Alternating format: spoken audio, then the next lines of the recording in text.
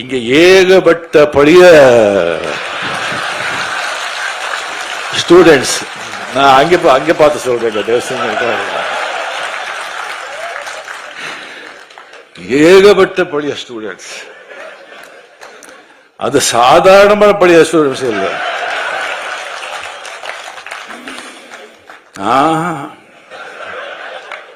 அசாத்தியமானவங்க. இப்போதான் கொஞ்ச நாள் அரசியலுக்குள்ள நுழைந்து கடினமா உழைச்சி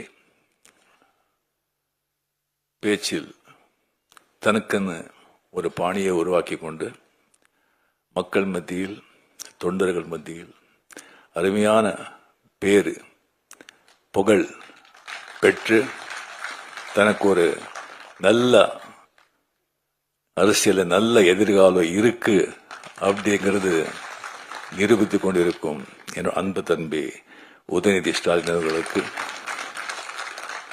அவர்களே, என்னுடைய அருமை நண்பர், ரொம்ப காலத்து அருமை நண்பர் இந்து ராம் அவர்களே, இந்து பற்றி உங்களுக்கு சொல்ல வேண்டிய அவசியம் இல்லை. ஒரு பாரம்பரியமிக்க ஒரு பத்திரிகை, 100 ஆண்டுகள் மேல ஆயிடுச்சுன்னு நினைக்கிறேன். இந்தியாவிலேயே அந்த ஹிந்து பற்றி தெரியாதவங்க யாருமே இருக்க மாட்டாங்க. ஸோ ஹிந்து பத்திரிகையில வந்தா அது சுப்ரீம் கோர்ட் ஜட்ஜ்மெண்ட் மாதிரி. அதில் அவ்வளவுதான், வேற விஷயமே இருக்காது. அந்த ஒரு விஷயத்தை சொல்லும்போது அவர் எவ்வளோ ஆராய்ச்சி செய்து அது போடுறாங்க அப்படின்னு சொன்னா அது எவ்வளவோ அதை பற்றி நம்ம பேச முடியும்.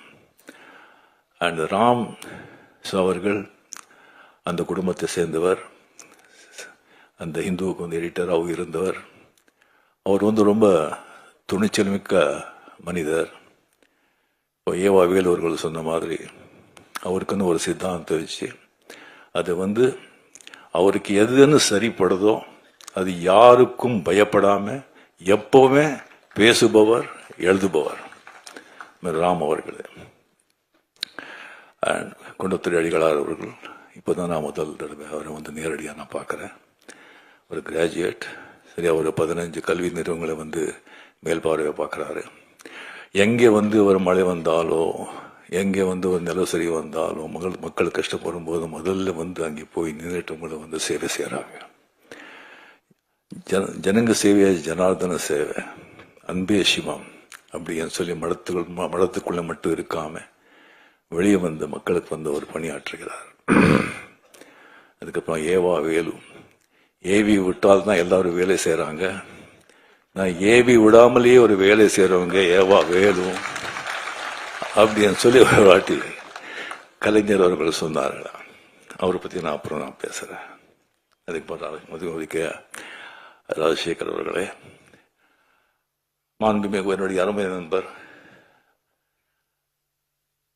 மாண்புமிகு தமிழக முதலமைச்சர் மு.க. ஸ்டாலின் அவர்களே, இங்கே வருகை தந்திருக்கும் அமைச்சர் பெருமக்களே, சட்டமன்ற உறுப்பினர்களே, ஐஏஎஸ், ஐபிஎஸ் மற்றும் அறிவார்ந்த மக்களே, இங்க வந்த பிறகு இப்பதான் ராம் கேட்டார், நீங்க பேசுறீங்களா அப்படின்னு. என்ன பண்றது, பேசித்தானே ஆகணும் அப்படின்னு சொல்லிடுறேன். இந்த மாதிரி அப்படின்னு சொன்னா நான் முதல்ல சொல்லியிருப்பேன், நான் பேசிருக்க மாட்டேன், கொஞ்சம் விட்டுடுங்க அப்படின்னு. ஏன்னா நம்ம எப்பவோ ஒரு வாட்டி நம்ம பேசுறது, அந்த பழக்க கூட பேசி பேசி எல்லா பேச்சாளர்கள் தான், அறிவாளர்கள் தான். ஸோ அந்த அறிவார்ந்தவர்கள் இருந்த சபையில நீ பேசாம இருக்கிறது தான் ரொம்ப அறிவாளித்தனம் அப்படின்னு சொல்லுவாங்க. இப்ப என்ன பண்றது, நான் பேசிதான் ஆகணும். ஸோ ஏதாவது கொஞ்சம் தப்பா இருந்தா தயவு செஞ்சு மன்னிச்சிங்க. ஸோ முதல்ல இந்த கலைஞருடைய 100ஆண்டு வெற்றி விழா, அவருடைய உடன்பிறப்புகள், முதலமைச்சர்கள், அவருக்கு இந்த ஆண்டு பூரா அந்த கொண்டாடின விதம் இருக்க, எத்தனை மாவட்டங்கள், எத்தனை விதமா. உலகத்திலேயே எந்த ஒரு அரசியல் தலைவருக்கும் இந்த மாதிரி யாருமே 100ஆண்டு கொண்டாட்டங்கள் கொண்டாட மாட்டாங்க, கொண்டாட போவதும் இல்லை. எந்த அளவுக்கு அவர் மேல ஒரு அன்பு, ஒரு ஒரு பாசம் இருந்தா அது பேசுறவங்களுக்கும் சரி கேட்கறவங்களுக்கும் சரி கொஞ்சம் கூட சலிப்பு தட்டாம என்னமோ ராமாயணம் மகாபாரதம் கதை பிரவச்சனம் கேட்கிற மாதிரி ஒரு பக்தர்கள் தான் அந்த மாதிரி வந்து கேட்பாங்க. அது வந்து முன்னிலை நடத்தி முதலமைச்சர் அத்தனை வேலை இருந்தா கூட எத்தனையோ விழாக்கள் அவரே கலந்து கொண்டு தலைமை தாங்கி விழாக்கள் நடத்திருக்காங்க. ஸோ நாம எல்லாருமே வந்து வெளியே பார்க்கிறோம். ஸோ வெளியே வந்து நல்லவங்க எல்லாம் வீட்லயும் நல்லவங்களா இருக்கணும்னு சொல்ல முடியாது. வெளியவங்களுக்கு எவ்வளவு மரியாதை இருந்து கூட வீட்டில் கூட அதே மரியாதை இருக்குன்னு சொல்ல முடியாது. ஸோ அவர் கூடவே பிறந்தல் இருந்து வளர்ந்து இருக்கும்போது 24 hours எந்தெந்த தருணத்தில் எந்தெந்த இதில் மு.க. ஸ்டாலின் அவர்கள் அவரோட அப்பாவை பார்த்திருப்பாங்க. எவ்வளவு வேதனைகள் எவ்வளவு கஷ்டங்கள் என்ன இருந்து கூட பொது வாழ்க்கையில் காட்ட முடியாது. எல்லாரும் மனிதன் தானே. அது வீட்டில தான் காட்ட முடியும். அது வீட்டில் வந்து அது எப்படி சமாளிச்சிருப்பாரு. மற்றவங்க வந்து இவரு வந்து கஷ்டப்பட்டா கூட மற்றவங்க கஷ்டப்படும் போது அவர் எல்லாம் அவர் எப்படி வந்து தட்டி கொடுத்திருப்பாங்க. ஒரு தலைவனா வந்து சமுதாயத்தில் அவங்களுடைய உறுப்பினர்களுக்கு மட்டும் இல்லை, உடன்பிறப்புகளுக்கு மட்டும் இல்லை, வீட்டில் கூட ஒரு அந்த மாதிரி ஒரு தலைவனா இருந்தாதான் அவருக்கு வந்து ஒரு பாசம் பக்தின்னு சொல்லலாம். நம்ம படையப்பா பிரிவுக்கு வந்து போட்டிருந்தோம் அந்த தெய்வஸ்ரீ தேவி படத்துல. ஸோ பின்னாடி வந்து மீன் முப்பநாள் சார், மீன் கலைஞர் சார், இவருக்கு சிங் அவர்கள்லாம் வந்து சிங்கில் உட்காந்துருந்தாங்க.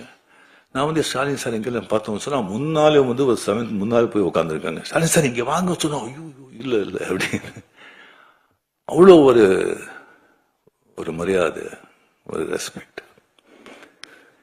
அண்ட் இப்போ அவர் வந்து முதலமைச்சர் பதவி வகித்த பிறகு ஸோ இதை வந்து நான் வந்து இப்போ இங்கே விழா போகிறதுக்கு முன்னாலே முதல்ல வந்து என்ன பேசணும் அப்படின்னு சொல்றதை விட எதையும் பேசக்கூடாது அப்படின்னு சொல்லி லிஸ்ட் போட்டு எடுத்தேன்.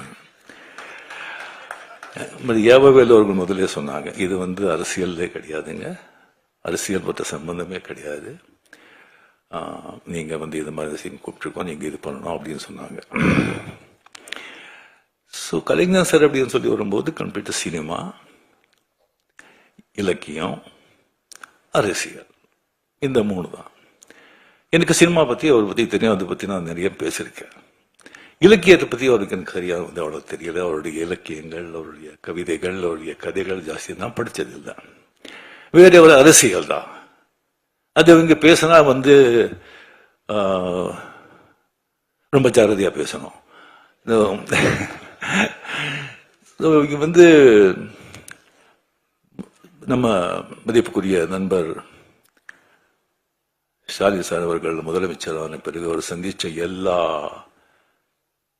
தேர்தல்களையும், பார்லிமெண்ட் தேர்தல் உட்பட மிகப்பெரிய வெற்றி அடைஞ்சதுக்கு அதே வந்து சொல்லும் அவருடைய ஆளுமை, அவருடைய உழைப்பு,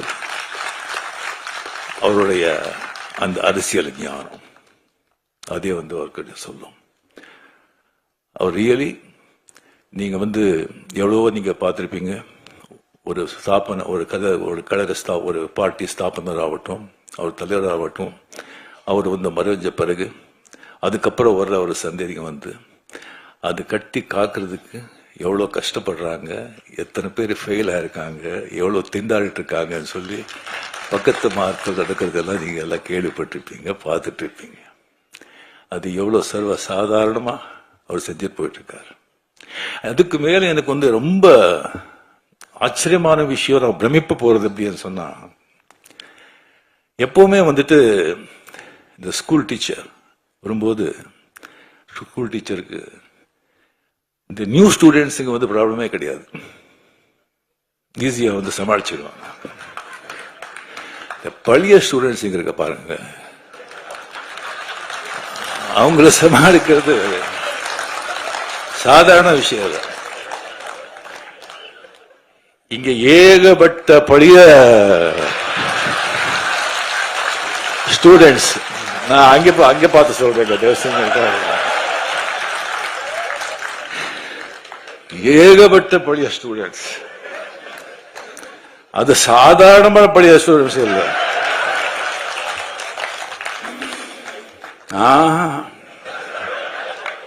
அசாத்தியமானவங்க எல்லாருமே ஃபெயில் ஆயிட்டாங்க. இல்ல ஒரு ரேங்க் வாங்கிட்டு அந்த கிளாஸ் விட்டு போக மாட்டோம்னு உட்காந்துருக்காங்க.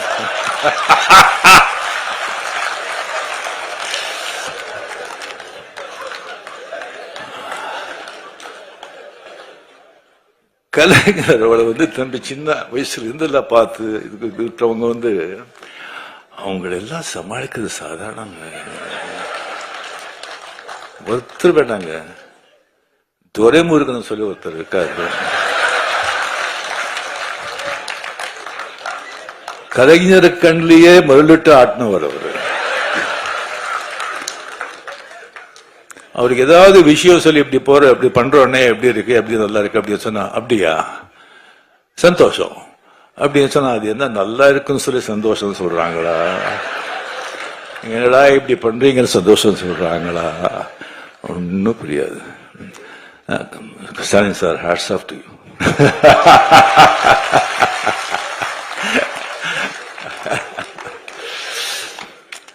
ஸோ இந்த புத்தகத்தை, இந்த அருமையான ஒரு புத்தகத்தை அவர் வெளியிடுறது மிக மிக சந்தோஷம். அது அவர் கையால இந்த அருமையான புத்தகத்தை நான் வாங்குறதுல நம்ம பெருமைப்படுறேன். இந்த விழாவின் உண்மையான நாயகர் ஏவா வேலு அவர்கள். எனக்கு அவ்வளவு ஜாஸ்தி அவரை பத்தி தெரியாதுங்க. எனக்கு பிகாஸ் அந்த கலைஞர் கூட ஜாஸ்தி ரொம்ப பழக்கம் இருக்கிறதுனால எனக்கு மதிப்புரிய வீராசாமி அவர்கள், துரைமுருகன் அவர்கள், டி.ஆர். பாலு அவர்கள், முரசலிமான் அவர்கள், அந்த மாதிரி நான் பழகி மற்றவங்க கிட்ட அவ்வளவு பழக்கம் இல்லை, அவ்வளவு எனக்கு தெரியல. ஸோ விவரமா திங் தெரியல. அதுக்கு எப்போ திருவண்ணாமலையில நம்ம லால் சலாம் அந்த ஷூட்டிங் இருக்கு ஒரு 3 வாட்டி அங்கே போயிருந்தேன். அங்கே போகும்போது அவருடைய அந்த காலேஜ் கெஸ்ட் ஹவுஸ்ல கலைஞர்களை தங்குறதுக்காக ஒரு ஸ்வீட் கட்டிருக்காங்க. சிஎம் போனா கூட அங்கேதான் தங்குவாங்க. அந்த ஸ்வீட் தான் எனக்கு கொடுத்தாங்க. அங்கே கொடுத்து எனக்கு எப்படி பார்த்துக்கிட்டாங்கன்னு சொன்னா ஒரு சொந்த புள்ள அந்த மாதிரி ஒரு அன்பா அவருடைய பையனையே அங்கே வச்சுட்டு கம்ப்ளீட் அந்த காலேஜ்ல எப்படி இருக்குன்னு சொன்னா மை காட், நீங்க யாரும் பார்க்கணும். அவ்வளோ ஒரு கிளீன் நீட், ஒரு கம்ப்ளீட்டா ஒரு டிசிப்ளின். அத்தனை ஸ்டூடெண்ட்ஸ் இருப்பாங்க, ஒரு சத்தம் இருக்காது. அவங்க அத்தனை பேர் இருந்தா கூட யாருமே இருக்கும்போது ஒருத்தர் கூட டிஸ்டர்ப் பண்ணல. ஃபேன்ஸ் ஆகட்டும், ஸ்டூடெண்ட்ஸ் ஆகட்டும், அவ்வளோ பெரிய ஸ்ட்ரிக்ட் கரெக்டா. அங்கே ஒரு சமையல்காரர் இருக்காரு, ஒரு மீன் குழம்பு பண்ணாரு. வாழ்க்கையில அந்த மாதிரி சாப்பிட்டதே கிடையாது. இது ஐயா சாப்பிடுறாரு சொன்னா இல்லைங்க, அவர் சாப்பிட மாட்டாரு. அவர் அவர் சாப்பாடு நீங்க பார்த்தா கடும் ஏழையை விட மோசமா சாப்பிடுறாரு. இல்லை, அதனாலதான் உடம்பு நல்லா இருக்கு. ஸோ அந்த மாதிரி அவரை பார்த்துக்கிட்டு அவர் 2 வாட்டி கிட்ட பார்த்து சிஎம் எல்லாம் தலைவர் கேட்டுட்டே இருக்காங்க, எப்படி சார் நல்லா இருக்காரா, கரெக்டா பாத்துக்கிறாங்களா அப்படின்னு கேட்டுட்டு இருக்காங்க. எல்லாம் சரியா இருக்கா, என்னங்க இதை விட என்ன வேணும் அப்படின்னு சொல்லி அவருக்கு ஒரு கைமாறா நாம என்ன பண்றது அப்படின்னு சொல்லி ஒண்ணுமே எனக்கு புரியல. நல்ல வேளை அவர் உங்களை பார்க்கணும் அப்படின்னு சொல்லி வந்தாங்க. நான் ஏதோ ஒரு கல்யாணத்துக்கோ சம்திங் இருக்கும் சொல்லி வரும்போது இந்த புத்தகத்தை பத்தி சொன்னாங்க. இல்லைன்னா டெஃபினெட்லி நான் கொஞ்சம் விழான்னு சொன்னா கொஞ்சம் நான் அவாய்ட் பண்ணுவேன். இது மாதிரி சொன்னாங்க. இந்த புத்தகத்தை நான் எழுதியிருக்கேன். அது ரொம்ப நாளாச்சு அது எழுதி. நான் கலைஞர்கிட்ட கேட்டேன், இந்த மாதிரி ஒரு புத்தகம் எழுதிருக்கேன்னு சொல்லி. யாரு கேட்டு யாரும் எழுதுற புக்கும் உனக்கு ஒரு வேலையே கிடையாதா அப்படின்னு சொன்னாங்க. இல்லை, எழுதிட்ட, நான் ஒரு 3 தலைப்பு இருக்கு, அது தலைப்பு நீங்க தான் செலக்ட் பண்ணி கொடுக்கணும் அப்படின்னு. அது கலைஞர் ஒரு அன்னை, அந்த கலைஞர் செலக்ட் பண்ண தலைப்பு கரெக்ட் தானே? அருமையான ஒரு தலைப்பு. இப்போ எல்லாரும் அந்த மார்க்ஸ் கார்கே ஒரு எழுத்துன அந்த தாய் மதர் அந்த புத்தகத்தை பற்றி எழுதுனாங்க. அது ஒரு காவியம். அந்த மாதிரி ஒரு புத்தகத்தை யாரும் படிக்கிறவங்க படித்தா வாழ்க்கையில மிகப்பெரிய நீங்கள் மிஸ் பண்ணுறீங்க. தயவு செஞ்சு அந்த புத்தகத்தை படிங்க. ஒரு ஆடளித்த வர்க்கத்துக்கும் ஒரு தொழில் வர்க்கத்துக்கும் நடக்கிற போராட்டம், புரட்சி. அந்த பாவேல் அப்படிங்கிற அந்த பையனை அந்த தாய் எப்படியெல்லாம் காப்பாத்துறா, எப்படியெல்லாம் அவனுடைய புரட்சி போராட்டத்துக்கு உதவி செய்யறா, எவ்வளவு சோதனைகளை சந்திக்கிறா அப்படிங்கறது நீங்க படிச்சா அந்த மாதிரி ஒரு காவியம். ஸோ அதுலதான் கலைஞர் சொல்லியிருக்காரு. அந்த புத்தகத்தை 3 வாட்டி படிக்கும்போது என்னுடைய தாயை நினைச்சு நான் கண்ணீர் விட்டேன் அப்படின்னு. ஸோ அவர் கூட படிப்பு சரியா போகாம போராட்டங்கள், சமூக நீதி, சமூக அப்படின்னு சொல்லிட்டு 13-14 வருஷத்துல இருக்கும்போது அவர் தாய் அவருக்கு எவ்வளவு உதவியா இருந்தாரு அப்படிங்கிறது அவர் அதுல அவர் சொல்லியிருக்காரு. ஸோ இது இவா வேலு அவர்கள் கம்ப்ளீட்லி அதை முதல்ல நம்ம நினைவு மட்டத்துக்கு ஸ்டாலின் சார் தான் என்னை கூட்டிட்டு போறாங்க. அந்த உள்ள நான் போனது கிடையாது. அதான் இன்னைக்கு ஃபுல் மூண்டே வேற. எப்படி கற்றுக்காங்கன்னு சொன்னா அது ஏவா வேலு அவருடைய அவர் பார்வையில வச்சுதான் அது கட்டுக்காங்க. சொன்னாங்க சும்மா தாஜ்மஹால் மாதிரி. அதே மாதிரி கலைஞர் சார் பிறந்த அந்த ஊர்லயே ஒரு கலைஞர் கோட்டம் சொல்லி அந்த மாதிரி கட்டிருக்காங்க சொல்லியிருக்காங்க. அதுவும் நான் பார்க்கறேன். எந்த வேலை கொடுத்தாலும் அது கச்சிதமா செய்யற ஒரு ஏவா வேலு. இந்த புத்தகத்தை இந்த புத்தகத்தை முதல்ல நான் பார்த்த உடனே மிக மிக மிக அருமை. உள்ள இருக்கிற பிக்சர்ஸுங்க ஆகட்டும், அந்த பேஜ் ஆகட்டும், புத்தகத்தோட அந்த வடிவாகட்டும். அட் த சேம் டைம் இப்போ அந்த ஸ்ரீராம் சொன்ன மாதிரி, அடிகால் சொன்ன மாதிரி அது அது குரல், அது கலைஞர்களுக்கும் அந்த குரல், திருக்குறள் எவ்வளவு பிடிக்கும் அப்படிங்கிறது எல்லாருக்குமே தெரிஞ்சது. அந்த குரலை ஒன்னொன்னு எழுதி அதுக்கப்புறம் கலைஞருடைய அதனுடைய விளக்கத்தை கொடுத்து அந்த குரல் மாதிரி கலைஞர் எப்படி வாழ்ந்தார் அப்படிங்கிறது ஒரு அத்தியாயமா பண்ணியிருக்காங்க. அதனால்தான் ஒரு காவியம் ஆயிருக்கு. அருமையான ஒரு காவியம். ஸோ அது முன்னுரை கூட இங்க அடிகால் சொன்ன மாதிரி சிஎம் அவர்கள் மிக அருமையாக எழுதியிருக்கார். அந்த முன்னுரை அருமையான புத்தகம். பட் என்னன்னா வேலை தான் ஜாஸ்தி, 1000 ரூபாய். பட் அந்த குவாலிட்டிக்கு டிஃப்ரெண்டா அது தேவை. பட் எல்லாரும் அது படிக்கணும். நெக்ஸ்ட் பண்றது எல்லாம் கொஞ்சம் கம்மி விலை பண்ணா எல்லாரும் நிச்சயமா அது படிக்கணும்னு சொல்லிட்டு நான் நான் இது பண்ணிக்கிறேன். ஸோ இந்த காவிய நாயகன் என்னுடைய அருமை நண்பர் அமரர் கலைஞர்களை பத்தி நான் என்னத்தனை பேசுறது. படங்கள், அவர் பண்ண படங்களை பத்தி நான் பேசிட்டேன். அதுக்கப்புறம் அவருடைய நான் சொல்லி இலக்கியத்தை பத்தி அவ்வளவு ஜாஸ்தி எனக்கு தெரியாது. அண்ட் அரசியல் வாழ்க்கையை பத்தி எல்லாருக்குமே உங்களுக்கு தெரியும். அவர் அரசியல் வாழ்க்கை இப்போ ராஜ்நாத் சிங்கை அவர் பத்தி 1/2 hour அவர் பேசிருக்காங்கன்னு சொன்னா அது ராஜ்நாத் சிங் மட்டும் பேசிருக்க மாட்டாங்க, மேல இருந்து ஒரு உத்தரவு வந்திருக்கும். ஸோ அவர் எல்லாராலையும் அந்த மாதிரி ஒரு பாராட்டி மகிழ்ற ஒரு ஒரு மனிதர்.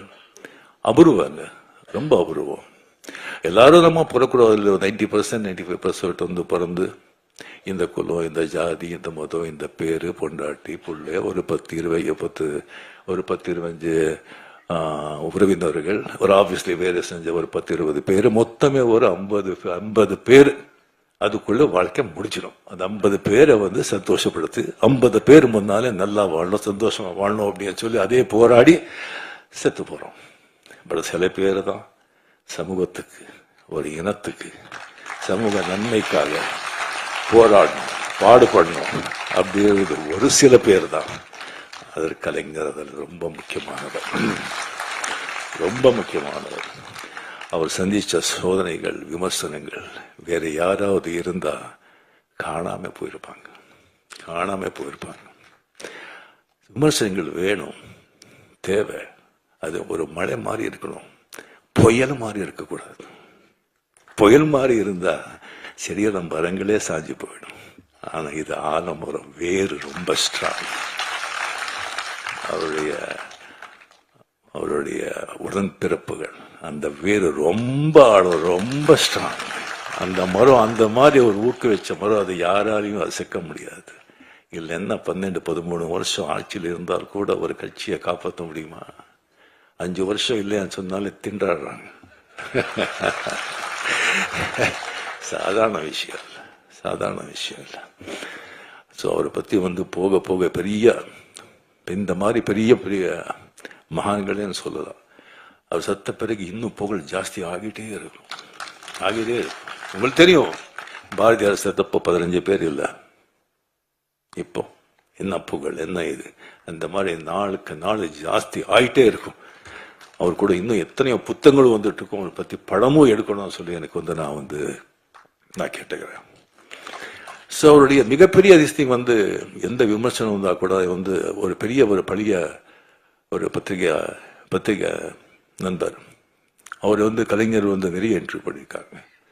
அவர் என்கிட்ட ஒரு வாட்டி சொன்னார், விமர்சனம் கேட்டு விமர்சனங்கள் எப்படி அவர் எடுத்துக்கிறாங்கன்னு சொன்னால், அந்த விமர்சனம் அந்த விமர்சனம் யார் எழுதுனது அப்படின்னு சொல்லி முதல்ல பார்ப்பாங்க.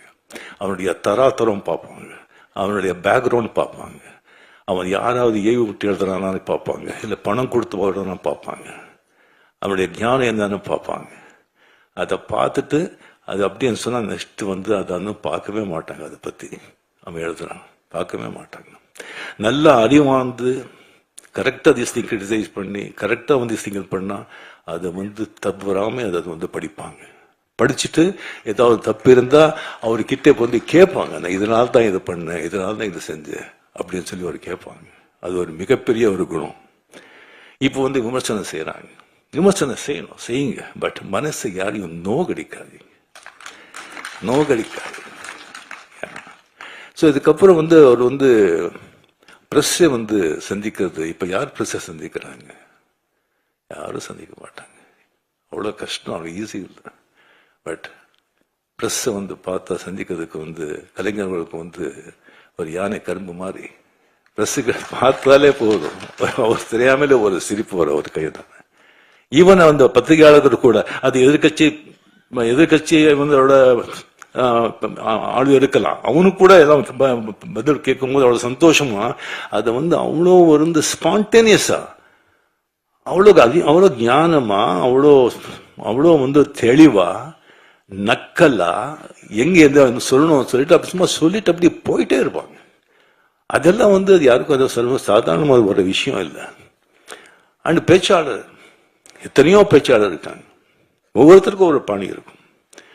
சில பேச்சு எல்லாம் பொதுவாக இங்க பேச்சாளர் நல்ல பேச்சாளர் அப்படின்னு சொன்னா அங்கங்க கேப் கொடுப்பாங்க, சில இடத்துல அழுத்துவாங்க, சில இடத்துல ரோஷமா பேசுவாங்க, சில இடத்துல சோகமா பேசுவாங்க, சில இடத்துல கர்ஜிப்பாங்க. ஆனா கலைஞருடைய பேச்சு பார்த்தீங்கன்னா சும்மா வீணை மாதிரி ஒரே சுரத்தில் இருக்கும், ஒரே சுரத்தில் இருக்கும். அங்கே கேட்கிறவங்க கிட்ட இருந்துல துள்ளல், சிரிப்பு, கோபம், சோகம் அப்படி வரும். அது பேச்சுடைய அவருடைய திறமை. ஸோ இது அவர்கிட்ட நடந்தது. அவர் எப்பவுமே ஒரு சந்தோஷமா பார்க்கும்போது, வாங்க எப்படி இருக்கீங்க, நல்லா இருக்கீங்களா, ஷூட்டிங் எது அப்படின்னு விசாரிப்பாங்க. முதல்ல ஷூட்டிங் எது விசாரிப்பாங்க, ஏன்னா அதுதான் என் தாய் வீடு. ஸோ விசாரிப்பாங்க. சந்தோஷம் எப்பவுமே 2 தடவை அவர் சோர்ந்து போய் ரொம்ப சோகமா வாங்க அப்படின்னு சொன்னது. ஒன்று, முரசொலி மாறன் அவர்கள் அப்போலோ ஹாஸ்பிட்டலில் அட்மிட்டா இருக்கும்போது அங்கே அந்த ரூம்ல உட்காருக்கும்போது ரொம்ப சோகமா இருந்தார். 2வது தடவை செக்ரட்டரியேட்ல வீரப்பன் ராஜ்குமார் எடுத்துட்டு போகும்போது அப்போ வாங்க, ரொம்ப சோகமா இருந்தார். இப்படி பண்ணிட்டாங்க, என்ன பண்றது அப்படின்னு சொல்லி அந்த 2 டயத்துல தான் அவர் தான் பார்த்தது. மிச்ச டயத்துல அவர் சிஎம் இருந்தாலும் ஒண்ணுதான், சிஎம் இல்லைன்னாலும் ஒண்ணுதான். அவரு சிஎம் எப்படி திருடணும் சொன்னா, வீட்டுக்கு முன்னாலே நிறைய போலீஸ் பாதுகாப்பு இருக்கும். ஆஹா, இப்போ சிஎம் இல்லைன்னா எந்த வித்தியாசமும் தெரியாது.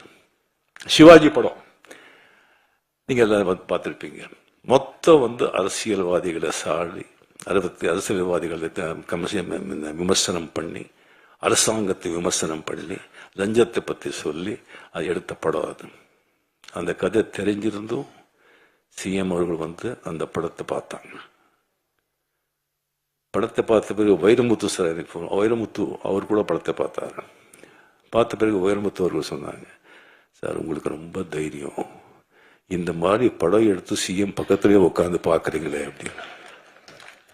படத்தை பார்த்து சிஎம் கலைஞர் அவர்கள் சொன்னாங்க, அப்படியே பார்த்து நமக்கு இதெல்லாம் ஒழிக்கணும், நல்லது பண்ணணும்னு ஆசை அப்படின்னு சொல்லி பெரும் மூச்சு விட்டார்.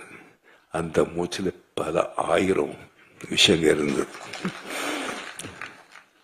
அதுக்கப்புறம் வைரமுத்தவர்கள் சொன்னேன், நான் பார்த்தது முக்கியம் இல்லைங்க, இந்த மாதிரி படத்துக்கு வெற்றி விழாவுக்கு நான் கலந்துக்கிறேன்னு சொல்லியிருக்காங்க, அது தைரியம், அது தைரியம். அங்கே அத்த வெற்றி விழாவில் கலந்து கொண்டு எல்லாரையும் புகழ்ந்து எல்லாருக்கும் கேடியை கொடுத்து அவ்வளோ சந்தோஷப்பட்டாங்க. அவர் எனக்கு உடம்பு சரியில்லை, அப்போ ஹாஸ்பிட்டலில் திஸ்திங்க இருந்தேன். எந்திரிச்ச கொஞ்சம் மூச்சு திறன் ஹாஸ்பிட்டலில் இருக்கும்போது மார்னிங் நான் பார்க்குறேன், மஞ்சள் தெளி போட்டு அந்த வண்டியில் அப்படியே நிற்கிறாங்க முன்னால். எனக்கு ஒன்றும் தெரியல. கொஞ்சம் அப்படியே கிட்ட வந்தாங்க. கிட்ட என் கை பிடிச்சிட்டு கண்ணில் தண்ணி வெளியே வருதுங்க. என்ன பண்ண அவங்களுக்கு எவ்வளோ ஒரு அன்பு பாசம். கொஞ்ச நாள் பழங்கினவங்களுக்கு சொன்னா நீங்களாம் கூடவே இருக்கும் போதெல்லாம் அவங்களுக்கு எப்படி இருக்கணும், உயிரே கொடுத்துடலாம் இல்லை. அவளை கண்ணில் தண்ணி வச்சுட்டு கையில் அப்படியே தடவுனாரு. அந்த கை அந்த பூவை விட அவ்வளோ சாஃப்டா இருக்குங்க, அவ்வளோ சாஃப்ட். என் வாழ்க்கையிலேயே அவர்கிட்ட அந்த கண்ணீர் அந்த ஸ்பர்ஷம் என்னால் மறக்கவே முடியாது. இந்த மாதிரி ஒரு பெரிய ஒரு மகான் அவரை பற்றி பேசிட்டே போகணும். ஸோ அந்த ஒரு அருமையான ஒரு புத்தகத்தை எனக்கு அதை வெளியிட்டு அது எனக்கு வாங்குற அந்த வாய்ப்பு எனக்கு கொடுத்ததுக்கு வேலூர்களுக்கு மனமார்ந்த நன்றி, சிஎம் அவர்களுக்கு மனமார்ந்த நன்றியை தெரிவித்துக் கொண்டு என் பேச்சை முடிச்சுக்கிறேன். ஏதாவது தவறாக இருந்தால் செஞ்சு மன்னிச்சிருங்க.